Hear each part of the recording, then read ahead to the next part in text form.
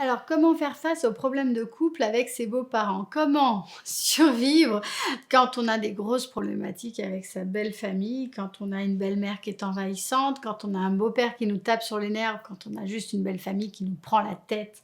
Voilà, dans cette vidéo, je vais vous parler de toutes ces difficultés. Je vois beaucoup de couples qui sont dans des grosses difficultés avec leur belle famille. Je vais vous partager 4 conseils indispensables pour pouvoir avoir une bonne relation de couple et ne pas se laisser complètement intoxiquer par sa belle famille. Bonjour, je suis Myriam Bidot, je suis coach et thérapeute de couple depuis 2009. Je vous accompagne à Lyon, ici dans mon cabinet de coaching et également à distance à travers mes programmes.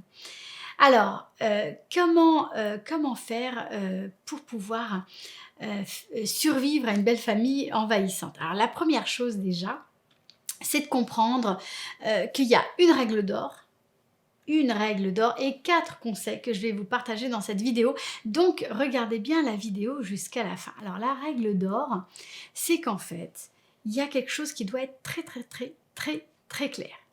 Et en général, quand il y a des problèmes, les gens qui viennent me voir, c'est que c'est que la règle d'or n'est pas respectée.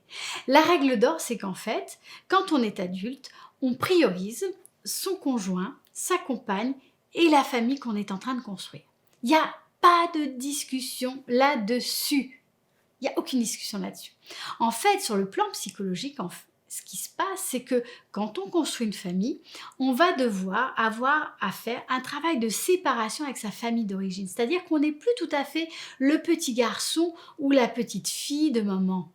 On est maintenant la femme, la compagne d'eux, et les territoires doivent être très clairement délimités. Si ce travail de séparation n'est pas correctement fait, et c'est beaucoup plus à l'adulte de le faire qu'à ses parents, ça va être très compliqué. Parce que ça va créer tout le temps des frictions dans la relation de couple et ça va empêcher en réalité le couple de se construire. Donc ça, c'est la règle d'or. Première chose, c'est votre couple, votre famille que vous êtes en train de construire sont prioritaires et il n'y a rien à négocier là-dessus. D'ailleurs, chacun sa place.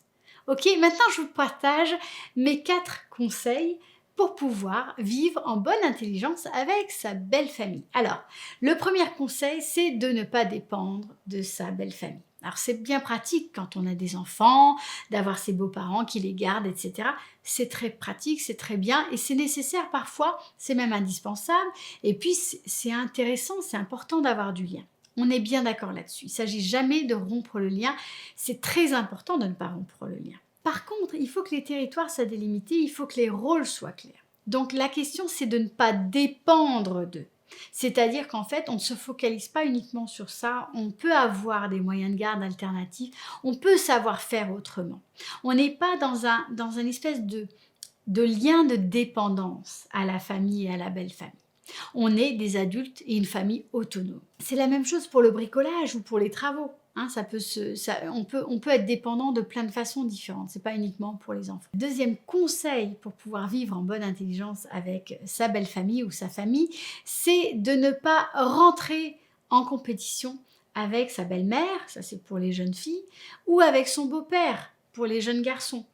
C'est pas intéressant de rentrer en compétition. On n'est pas en train de voir qui est le plus habile, qui connaît mieux les conseils, qui sait mieux éduquer un enfant, rentrez pas là-dedans.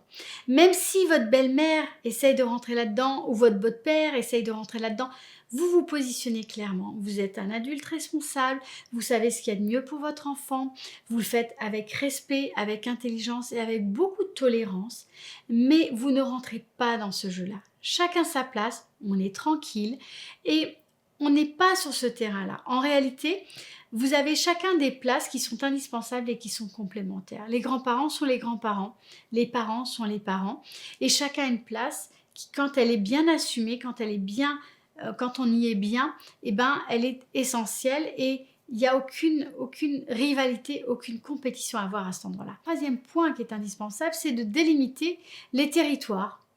On délimite les territoires. Quand les frontières sont floues, c'est là où ça crée des incompréhensions. Donc délimiter les territoires, c'est donner un cadre sur les horaires de visite, sur des histoires de clés. Moi, j'ai des personnes qui me racontent que les grands-parents viennent de façon intempestive, qu'on habite les uns chez les autres. C'est pas mal.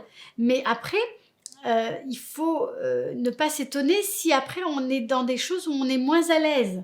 Donc c'est très important de bien délimiter les territoires, de bien délimiter les choses et de le faire en bonne intelligence et avec respect. Et quatrième conseil, c'est bien sûr de ne pas s'offusquer, de ne pas s'emporter et de ne pas rentrer dans un jeu où on va se dire je les supporte plus, j'en veux plus, j'arrête tout, d'être dans quelque chose où on est dans la guerre, dans la négation, dans le rejet. Pourquoi? Parce que si vous rejetez vos parents, vous rejetez votre conjoint. En fait, il y a quelque chose qui est tellement lié, quelque chose qui est tellement proche que vous ne pouvez pas jouer à ce jeu-là. On ne peut pas rejeter les parents du partenaire en acceptant le partenaire. Ça ne fonctionne pas. Donc, il faut pouvoir continuer à respecter les parents de l'autre, continuer à accepter que l'autre entretienne une relation, mais tout en acceptant qu'il y ait des limites et que ces limites soient bien claires. Quand on arrive à faire ça en bonne intelligence, eh ben, on arrive à avoir une très très bonne relation de couple et à avoir un couple qui est solide. Voilà, je vous ai partagé la règle d'or et les 4 conseils pour avoir une belle relation avec ses beaux-parents et pour éviter toutes ces problématiques avec la belle famille. Je vous invite à partager en commentaire vos expériences. J'aimerais bien savoir un peu comment ça se passe pour vous avec votre belle-mère, avec votre beau-père, comment ça se passe dans vos familles par rapport à vos belles familles respectives. C'est très intéressant pour moi parce que ça me permettra probablement de faire d'autres sujets de vidéos là-dessus parce que c'est un sujet qui est un sujet important pour vous. Je sais que ça pose beaucoup de difficultés dans les couples de nos jours, donc ça m'intéresse d'en savoir plus. Et puis si vous avez aimé cette vidéo, likez-la, abonnez-vous à ma chaîne parce que je publie 2 fois par semaine des nouvelles vidéos, comme ça vous ne louperez plus mes prochaines vidéos. Et puis si vous voulez aller plus loin, vous pouvez télécharger mon kit de survie de la communication en couple, c'est gratuit, c'est juste en dessous de cette vidéo, vous cliquez sur le lien. Je vous dis à très bientôt pour une prochaine vidéo.